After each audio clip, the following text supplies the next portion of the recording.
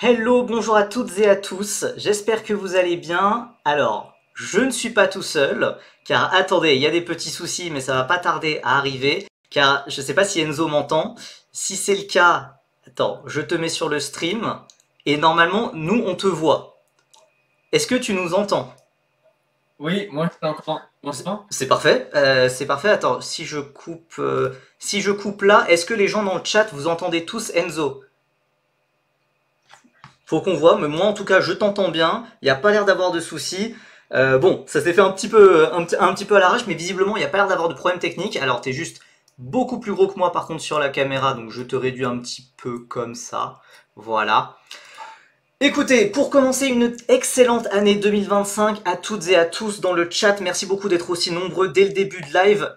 Bonne année aussi à Enzo, c'est la première fois qu'il est invité sur notre chaîne, ça fait plus de 2 ans qu'on en parle d'Enzo Dellini, j'en ai parlé sur Twitter, j'en ai parlé sur Feeder Series, on en a parlé bien sûr sur Twitch.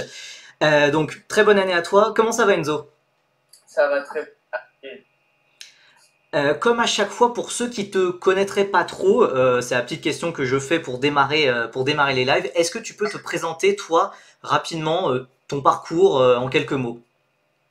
Je m'appelle Anthony, j'ai 16 ans et cette année je vais courir en régional avec. Ok, juste petite précision, pour l'instant, t'as pas été annoncé officiellement. Euh, non, officiellement, j'ai pas dit genre sur les réseaux, mais c'est le plan de faire fréquent un peu. D'accord, le plan. Alors malheureusement, ça coupe un petit peu. Je sais, enfin, de mon côté, ta voix coupe un petit peu. Je sais pas s'il y a quelque chose que tu peux faire pour régler un peu ça. Enfin, j'arrive à te comprendre, mais Si tu veux, je peux essayer peut-être AirPods. ouais, tu peux essayer. Ok. On va retrouver Enzo après la pub. Bon, comment ça va dans le chat? Comment ça va dans le chat? Est-ce que vous allez bien? Est-ce que vous avez passé des bonnes fêtes de fin d'année? Et est-ce que surtout vous avez hâte que les formules de promotion reviennent? Allez, on retrouve Enzo avec ses AirPods. Si tu parles, est-ce que ça change quelque chose? Ouais, si tu parles. Là, je parle avec mes AirPods. Je sais pas si C'est bien c'est mieux. Ouais, différent. je pense que c'est bien mieux. Je pense que c'est Ok. vraiment mieux. Bon, écoute, on Ok. continue comme ça. Donc tu vas faire cette deuxième saison en formule régionale, même si ça n'a pas encore été annoncé officiellement. Est-ce que déjà tu sais quand est-ce que ça va être annoncé? Puisque là, on commence à attendre quoi. Là, officiellement, j'en ai même pas parlé encore. Donc, je sais pas officiellement ça va être quand, mais ouais, je pense qu'il y a beaucoup de gens qui savent déjà que je vais juste faire une deuxième année de fréquent. Ok, ok. Donc, bon, évidemment, si on t'invite aussitôt sur la chaîne, c'est pour une très bonne raison. J'ai pas l'habitude d'inviter beaucoup de pilotes en janvier, mais donc du coup, la saison reprend très bientôt pour toi. Elle va pas reprendre en mai, puisque la Freca va commencer en mai, mais elle va reprendre dans 10 jours. Tu seras engagé en Formule Régionale Moyen-Orient, en Fremec, avec Air-Race, donc voilà, dès le week-end du 17-19 janvier à Yas Marina. On va pas y aller par quatre chemins. Concrètement, c'est quoi tes objectifs? Pour la Frémec, je dirais c'est plutôt. J'ai pas d'objectif de résultat, mais c'est plus juste de se battre devant pour des victoires, pour des podiums et juste ouais, être compétitif quoi. Est-ce qu'il y a une volonté un peu d'imiter ce qu'a pu faire ton ancien coéquipier, Tuka Taponen, qui avait fait une saison super impressionnante l'an dernier au Moyen-Orient? Ouais, pour sûr, ce serait bien de gagner comme lui. Bien sûr, je pense que tout le monde a envie de gagner, mais ouais, ce serait bien, je dirais, juste le but général, juste de se battre devant, essayer de gagner des courses et faire plein de podiums, quoi. J'ai une question d'Homero 142. Est-ce que tu as hâte de rouler à Jeddah? Puisque c'est vrai que c'est le dernier circuit, c'est la finale du championnat qui aura lieu à Jeddah. C'est la première fois que le championnat va à Jeddah, et donc du coup c'est la première fois que toi aussi tu iras à Jeddah. Ouais, ouais, j'ai super hâte. Quand j'ai vu que c'était annoncé, j'étais super excité. Et ouais, je pense que ça va être une nouvelle piste pour tout le monde, un peu comme Macao, ça va être très. Je pense qu'il va y avoir beaucoup de bazar, mais ouais, je pense que ça va être super, super fun et je suis très excité. Alors après, toi, à Macao, du coup, ça s'était plutôt bien passé. Ouais, ouais, Macao, c'était bien. C'était à la fin de l'année, c'était un peu chaotique, on peut dire, mais c'était pour sur fun. Ouais, parce qu'au final, t'as fait donc ta dernière course de l'année 2024, c'était Macao. T'as fait quatrième, t'as fait meilleur rookie.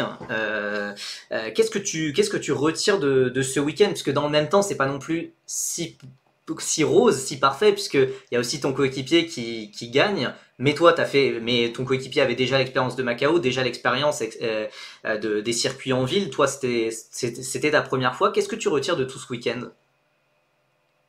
Euh, je retiens, ouais, que c'était pour sûr, c'était bien que j'étais vite, mais aussi j'étais content que j'ai eu un week-end juste clean, que j'ai pas touché de mur, j'ai pas eu de crash, quoi.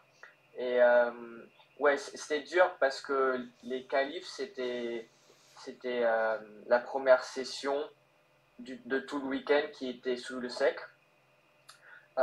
Donc ouais, il fallait pousser dur, mais voilà, il fallait trouver le compromis pour pas cracher non plus, quoi. Hmm. Et justement, toi, t'as été l'un de ceux qui n'a pas fait d'erreur et du coup, ça t'a permis d'avoir une bonne position pour les courses ensuite et donc de finir quatrième. Pour en revenir à cet hiver, donc à la Formule régionale Moyen-Orient, un peu comme tous les championnats hivernaux, ça a un statut un peu bizarre, un peu particulier puisque c'est une répétition générale avant la FRECA en Europe, mais ça reste quand même un top championnat avec des top pilotes, des tops équipes qui peut faire gagner beaucoup de points de super licence aussi. Toi, comment t'abordes les choses? C'est un vrai objectif, le Moyen-Orient, ou c'est plus de la préparation Je dirais cette année, c'est plus quand même un objectif, c'est quand même un bon championnat. Et je pense qu'il y aura pas mal de pilotes qui vont faire la F3, qui font aussi Hmm. le Moyen-Orient. Donc, je dirais, ouais, l'Africa en 2024, ça m'a déjà bien préparé. Donc, déjà, pour l'après-mec, je suis déjà bien préparé. Je suis prêt pour attaquer tout de suite, quoi. Ouais, puisque l'an dernier, justement, tu avais été trop jeune pour rouler en Formule régionale Moyen-Orient, donc tu vas découvrir le championnat, car tu avais fait la F4 UAE à la place. Est-ce que ne pas faire le Moyen-Orient, ne pas faire la Formule régionale Moyen-Orient, ça t'a vraiment handicapé sur la saison de Freca ensuite?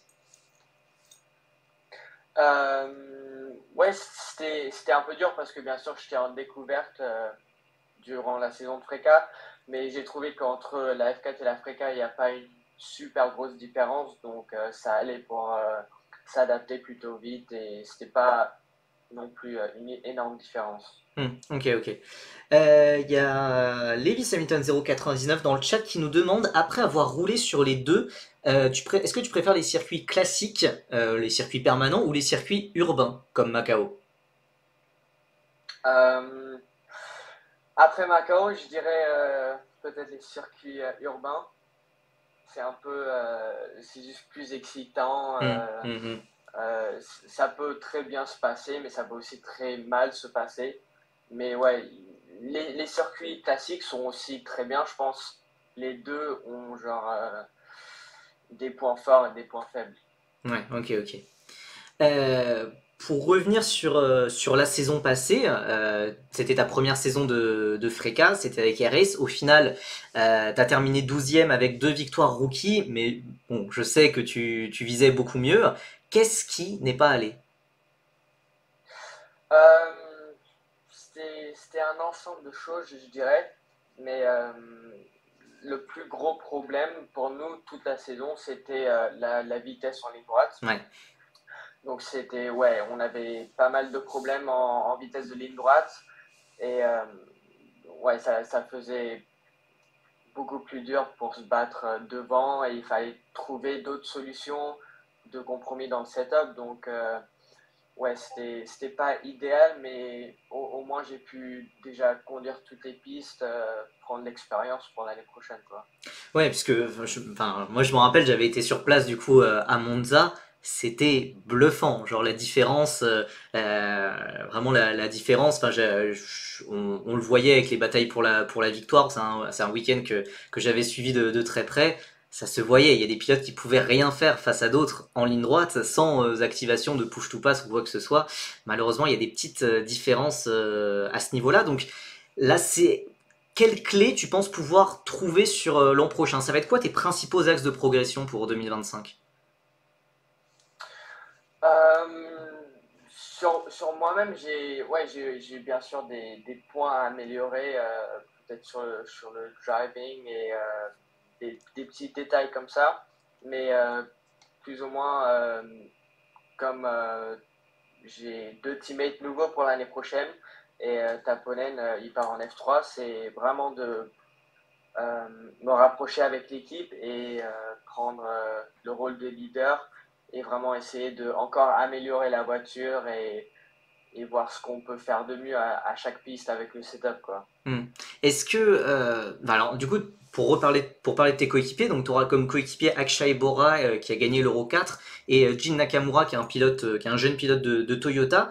Tu as déjà pu tester avec eux en fin d'année dernière. Comment ça s'est passé les tests avec eux, avec Air-Race? Ouais, c'était plutôt bien. Le premier test hivernaux, on avait les voitures de course.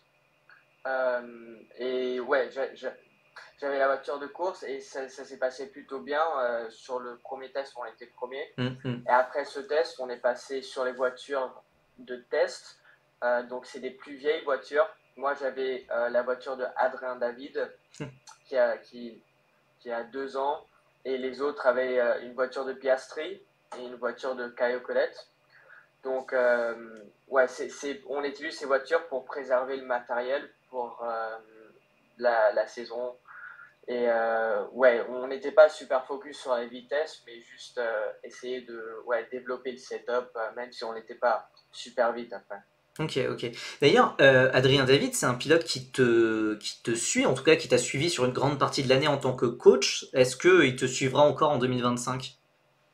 Ouais, Adrien, donc ça serait mon coach pour toute la saison 2025 parce que il est très proche avec l'équipe Ares, bien sûr. Elle a fait 2 ans Hmm. avec eux. Ça s'est très bien passé et moi je m'entends très bien avec lui. Donc ouais, je vais travailler avec lui pour l'année prochaine. Puisque avant, t'étais avec, enfin avant, oui, t'étais avec Lorenzo Travisanuto. Votre coopération s'arrête un peu là. Adrien David prend le relais en quelque sorte. Ouais, c'est plus pour cette saison parce que bien sûr, Adrien, il est tellement proche avec l'équipe.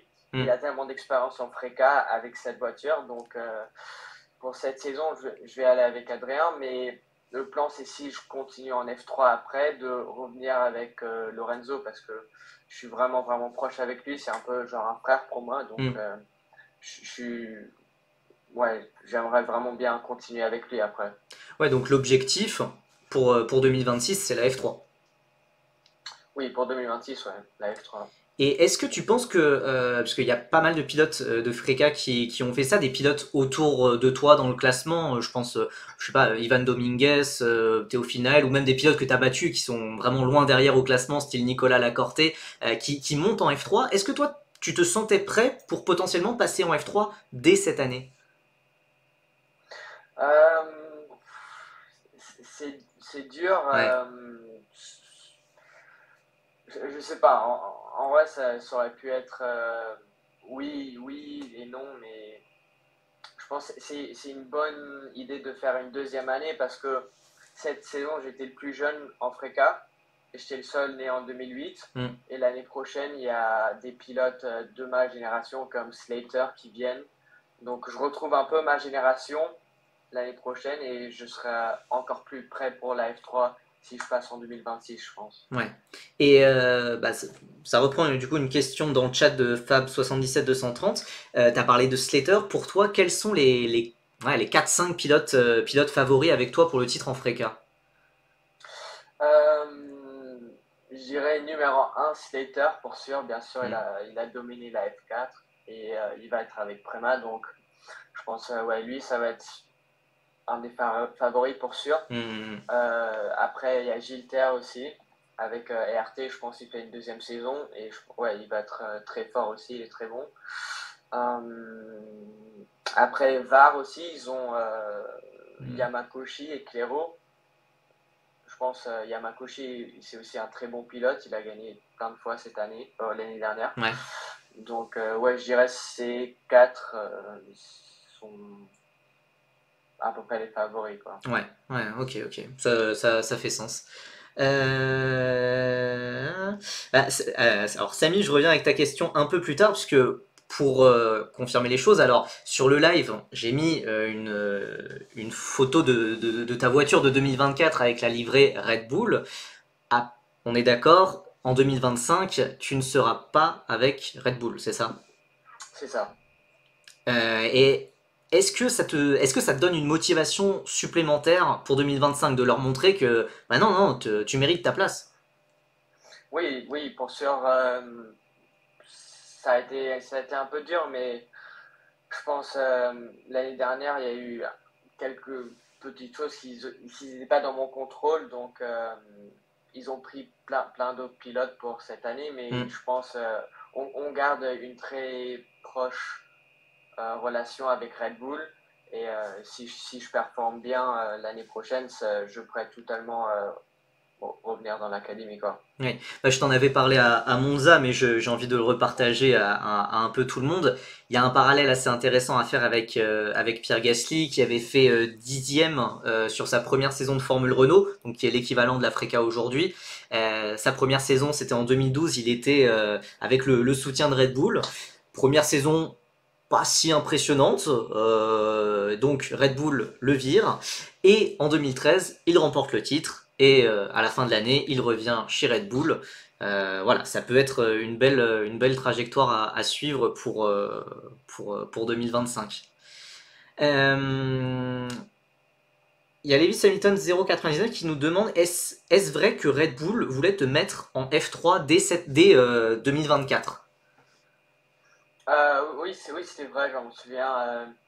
Je suis allé voir Helmut après je pense, mon troisième week-end en F4. Hmm. Et ouais, j'avais à peine 15 ans.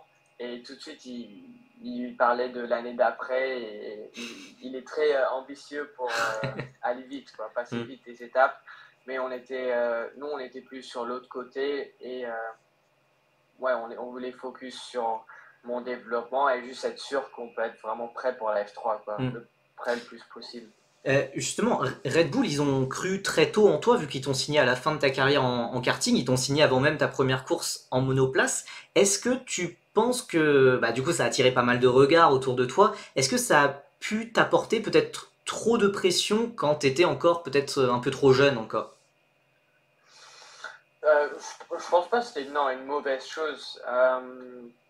Genre en termes de pression, j'ai jamais vu ça comme c'était trop de pression parce que ouais peut-être je sais pas, à la maison ou avant les courses tu peux penser un peu, mais je suis pas le type qui stresse trop, je dirais. Quand j'étais vraiment jeune, je stressais pas mal quand j'avais, je sais pas, 11 ans, 12 ans. Mhm. Mais là, une fois que tu mets le casque, tu focuses sur la course et je pense pas à d'autres choses externes, quoi. Ok, ok. On a parlé du petit parallèle intéressant qu'il y avait à faire avec Pierre Gasly, qui avait été dans le giron Red Bull, qui l'a réintégré après son titre, etc. Tu as toujours été assez proche de Pierre Gasly, puisque vous êtes dans la même société de management. Je sais que vous avez déjà mangé ensemble, etc. Est-ce qu'il te donne des conseils parfois de temps en temps? Enfin, quelle est ta relation avec Gasly en fait? Oui, bien sûr, on est tous les deux managés par Guillaume Le Goff. Hmm. On habite tous les deux à Milan, donc je le vois de temps en temps. Soit je vais à sa course. Cette année, je suis allé à Imola, je pense. Et ouais, il y a des fois, on est allé manger à Milan. Donc, ouais, il m'aide de temps en temps. Quand je le vois, il me donne ouais, des tips et des choses comme ça. Ok. D'ailleurs, oui, tu dis que tu vis à Milan, puisque tu es un peu un enfant du monde, on va dire. Tu es né à Shanghai. T'as ton premier kart, que c'était sur la piste de Shanghai aussi. Tu as grandi aux États-Unis à Los Angeles, si je dis pas de bêtises. Oui, c'est ça. Donc, Ouais. j'étais né à Shanghai et j'ai commencé conduire mon premier kart à Shanghai. Mhm. Et après, j'ai fait 6 ans à Los Angeles, aux États-Unis. Et quand j'avais 12 ans, on a déménagé en Italie parce que j'ai eu un ticket pour la Rock Super Finale Hmm. et j'avais fait deuxième là-bas. Donc, ouais, on a décidé d'aller en Italie et après, j'ai commencé à faire des très bons résultats là-bas.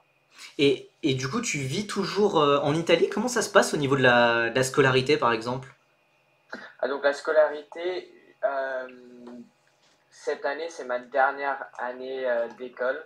Mais avant, j'étais dans une normale école à Milan en présentiel. Hmm. Mais la dernière année, c'était très dur parce que vraiment, je ratais genre presque la moitié des cours et c'était un peu impossible de suivre. Donc, pour la dernière année, je suis passé en ligne et en avril, je devrais avoir mon diplôme de high school.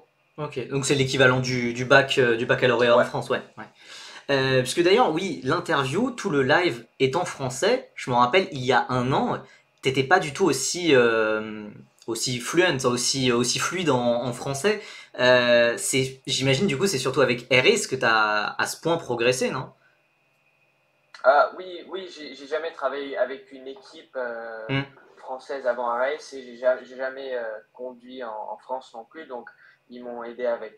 Enfin, j'ai appris un peu de vocabulaire français parce qu'avant ça, bien sûr, j'ai fait plein d'années aux États-Unis, donc j'étais habitué à parler plus anglais. Ouais, ouais, ouais. Il y a Natoun28 qui nous demande, on a vu que tu as sorti une superbe vidéo pour le Grand Prix de Macao. D'ailleurs, moi, petit instant confidence, je ne l'ai toujours pas rattrapé, mais c'est dans ma liste de vidéos à regarder. Est-ce que tu prévois d'autres vidéos de ce genre en 2025? Ça dépend encore, je suis pas 100% sûr, mais j'avais dit avec mon vidéographe que si on était si on pouvait gagner le championnat à Jeddah, je pense on va faire un vlog. Ah, ça serait sympa, ça serait sympa. Ouais. Homero142 qui nous demande quel est ton circuit préféré? Je dirais Macao Ouais, ou Spa. ça se Spa tient, ça c'est se tient. ouais, c'est plus un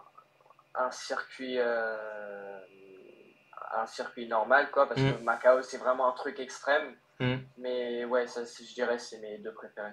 ok. Ah, j'ai une question intéressante de Lewis Hamilton, pas le vrai, hein. Pourquoi insistes-tu à rouler sous licence française? Est-ce que c'est un hommage à ton père qui t'a introduit au sport automobile? D'ailleurs, ton papa qui vient de follow la chaîne, Arnaud, je le remercie. Ou est-ce que c'était la licence la plus facile à obtenir? Euh, c'est la seule licence que je peux conduire avec, en fait, parce que la licence chinoise, c'est un peu compliqué parce que je pense qu'il faut avoir les deux parents chinois. Hmm. Quand moi, je suis que moitié chinois. Donc, la licence chinoise, je pense pas c'est possible. Et je peux pas avoir une licence américaine parce que je suis pas né là-bas, j'ai pas de parents Ouais, qui sont américains. Donc, en fait, j'ai que la licence française, quoi. ok, ok. Tant mieux, tant mieux pour nous. Il y a une question aussi de Fab77230. Quelle est ta relation avec les autres pilotes français?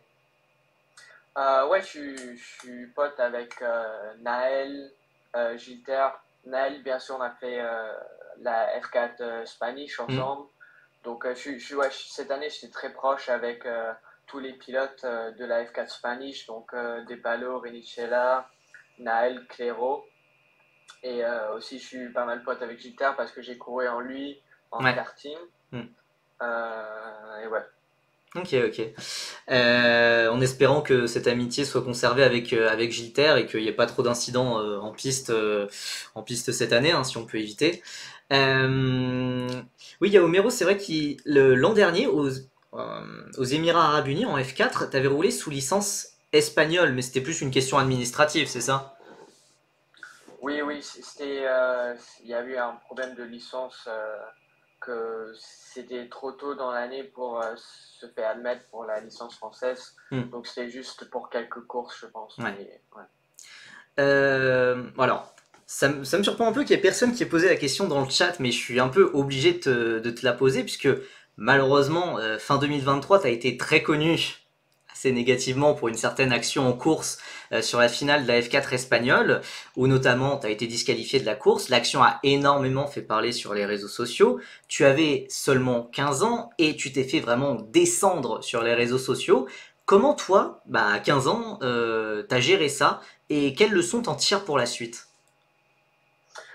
Euh, ouais, c'était pas facile, bien sûr, avec ça a vraiment explosé sur les réseaux sociaux, mais j'ai essayé de pas trop regarder et ouais, juste ce jour, j'ai j'ai pas bien passé, j'ai pas bien pensé quand j'étais dans la voiture et Hmm. j'avais trop d'adrénaline et ouais, j'ai essayé de pas regarder trop les réseaux sociaux et Ouais, ok, ok. Euh, Alors, ce qui s'était passé, bon, je le raconterai peut-être dans un prochain live, puisque c'est pas génial de raviver ses souvenirs, on va dire, hein.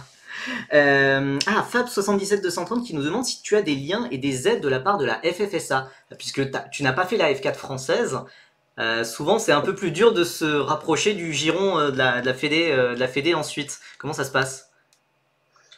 non, pour l'instant, je suis pas pilote FFSA parce que je pense soit il faut faire la F4 France, soit il faut finir top 3 dans le championnat. Hmm. Et ouais, pour l'instant, en monoplace, j'ai pas fini top 3 dans le championnat. Ouais. Donc, je suis pas pilote FFSA. Ouais, de justesse, puisque tu fais quatrième de F4 espagnol et champion rookie, donc bon, c'est pas passé loin quand même, et peut-être l'an prochain du coup. J'avais une question sur justement, tu parlais de tes relations avec les autres pilotes français. Je sais que tu es assez proche de certains pilotes français en particulier, comme Jules Caranta qui a rejoint Red Bull, ironie du sort, Andrea Dupé ou Andy Consani. Tu as parfois couru contre eux en kart ou même en F4, comme avec Jules l'an dernier. Est-ce que c'est pas trop dur de se faire des amitiés dans un milieu si compétitif? Non, je dirais pas c'est trop dur parce que ça fait pas mal d'années qu'on roule et je pense on peut séparer voilà, les relations sur la piste et hors de la piste. Peut-être quand on était enfant, il y a des fois, si quelque chose se passait sur la piste, on était en colère contre Hmm. nos copains, mais même l'année dernière avec ce qui s'est passé avec Rinicella, ça s'est passé après le soir, on s'est parlé et on est genre meilleurs potes depuis, donc on arrive à séparer, même s'il y a des incidents sur la piste, je dirais. Ouais.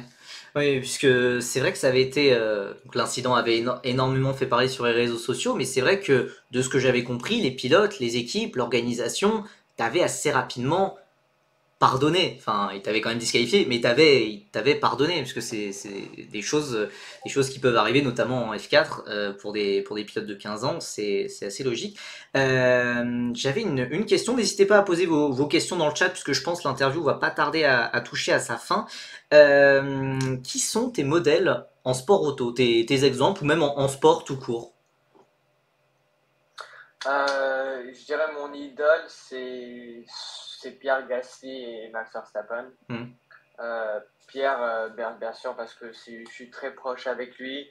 Et même avant que je l'ai rencontré et quand j'étais en karting, c'était un peu mon pilote favori. Donc Pierre et aussi Max, je pense que c'est un très très bon pilote. Et ouais, genre, ça sera un rêve de un jour peut-être atteindre ce que lui il peut faire, quoi. Et justement, Verstappen, tu l'as déjà rencontré? Non, je l'ai pas rencontré encore. J'ai vu plusieurs fois à la piste, mais j'ai pas parlé encore.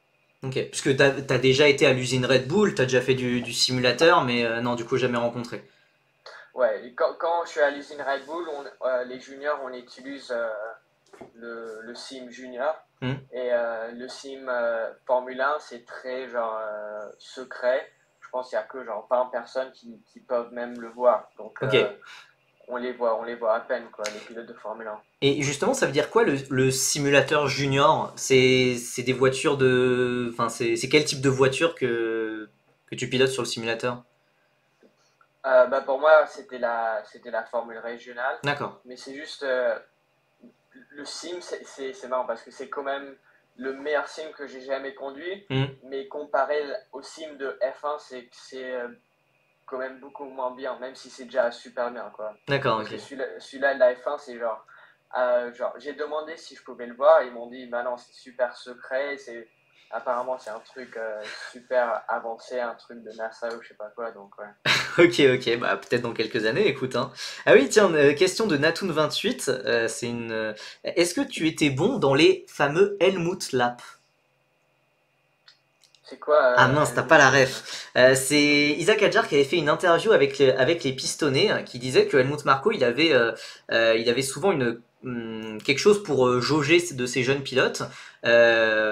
C'était quand il a des pilotes qui roulent sur simulateur. Le Helmut Lap, c'était un tour où tu donnes tout, il n'y a pas de séance de rattrapage, il n'y a pas de rythme de course ou de machin, c'était tu donnes tout sur un tour et on voit comment on te compare face aux autres pilotes de l'académie. Et visiblement, Isaac était extrêmement bon là-dessus. Mais du coup, toi, t'as pas cette connaissance-là de.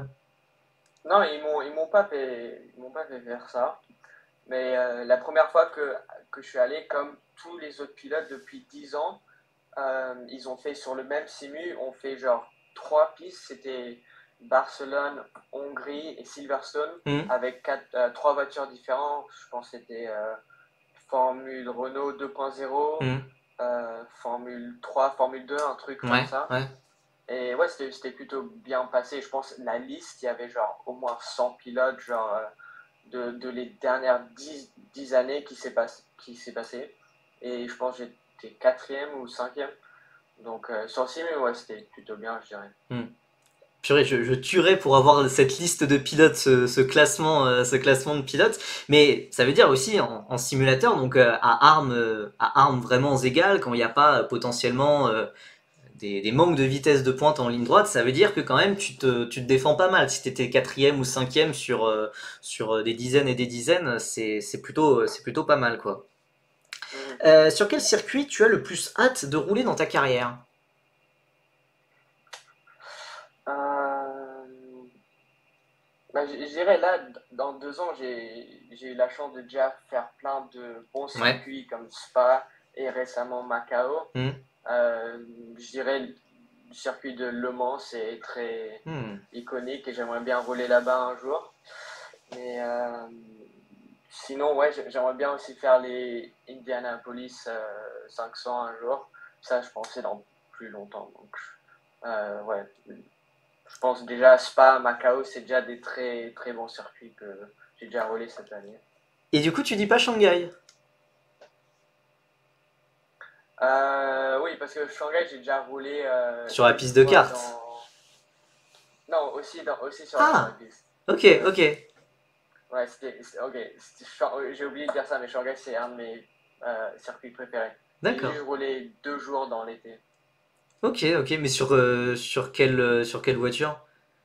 Dans une F4. D'accord. C'était ouais, l'année dernière, mais c'était juste 2 jours pour rouler un peu, mais Ok, ok, juste pour connaître la piste. Mais c'est vraiment une belle piste, Shanghai, pour ok. moi. Ok. Natoon28, alors Enzo a déjà répondu à cette question et du coup en favori il voyait donc lui, Slater, Gilter et potentiellement les Van Amersfoort avec peut-être Yamakoshi ou Clairot. Et j'avoue que j'ai plutôt tendance à être assez d'accord avec ce top 5 globalement.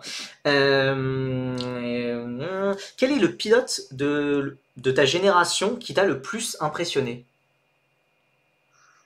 De ma génération, genre d'autres pilotes, je dirais Slater. Hmm. Et Kimi, il a que 2 ans de plus que moi, donc je dirais c'est à peu près ma génération. Bien sûr, Kimi, il est très talentueux, donc ouais, soit Kimi ou Slater est très fort aussi. Kai Sorensen. Oula, j'avoue que je le connais pas là. Il y a ton papa qui dit Kai Sorensen dans le chat, j'ai pas la ref. Ouais, c'était un pilote de kart qui était très talentueux, mais il est venu en Europe, ça s'est pas bien passé. Il est rentré aux États-Unis, mais c'était un très gros talent aux États-Unis, quoi, il y a Ok, longtemps. ok, ok. Ah oui, il y a Homero qui nous dit est-ce que tu vas continuer d'être tagué par CL Motorsport cette année? Qu'est-ce qui s'est passé? Non, en fait, je pense que le boss de CL Motorsport, c'était littéralement genre quand j'ai commencé à 5 ans à la piste de Shanghai, genre lui il était là-bas et il manageait, je pense, je roulais dans son équipe où il manageait la piste ou je sais pas quoi. Mhm. Donc je le connais pendant très longtemps et c'est un peu lui qui manage CL Motorsport. Donc je suis très proche avec lui. Et son fils aussi, Ouais. je pense c'est Operation Manager ou un truc comme ça. Mhm. Et lui, littéralement, c'était mon premier rival à Shanghai. Quand j'avais 6-7 ans, je me battais contre lui quoi, pour les victoires à Shanghai. Et maintenant, donc lui, c'est le Operation Manager de CL Motorsport.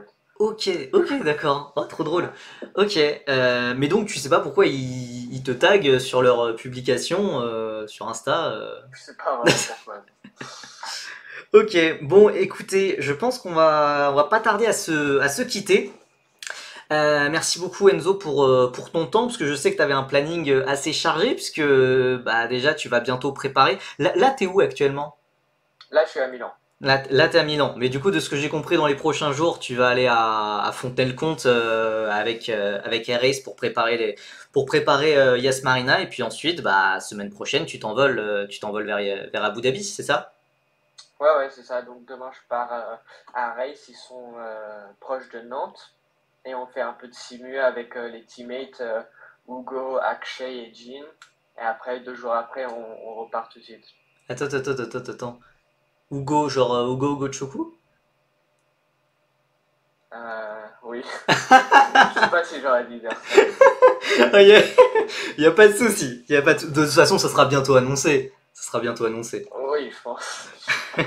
Bah écoutez, vous l'avez en exclusivité dans le chat, voilà. Mais ça va être intéressant. Ça va être franchement intéressant en tout cas. Ça va y avoir un sacré niveau, je pense, sur la saison au Moyen-Orient, en tout cas. Ouais. Bon, avant que tu dises plus de choses, on va se quitter. Merci beaucoup en tout cas, merci beaucoup vraiment pour ton temps. C'était génial d'avoir pu trouver le temps d'organiser ça. D'ailleurs pour la petite information, le mois prochain, j'espère pouvoir inviter bah, ton ami Jules Caranta avant le début de sa saison en Espagne en Eurocup 3. Et écoutez, nous on se retrouvera je pense la semaine prochaine pour justement faire une preview de la Formule régionale Moyen-Orient qui arrive. Théophile Naël a été annoncé pour les 2 premiers week-ends. Il y aura Dorian Pain pour les 3 derniers week-ends. Et normalement, donc Enzo chez Air Race et Evan Gilter chez ART. Mais on attend l'officialisation, même si ça fait très peu de doutes en tout cas.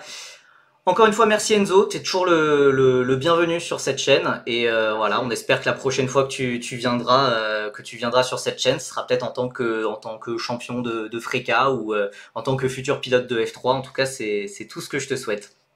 Ouais, ça serait bien. Merci beaucoup. Allez, passez à tous une très bonne soirée. On se dit à très bientôt sur Twitch, sur Twitter, sur Insta, sur TikTok, sur YouTube. Une vidéo très sympa sur les formules de promotion 2025 arrive jeudi soir.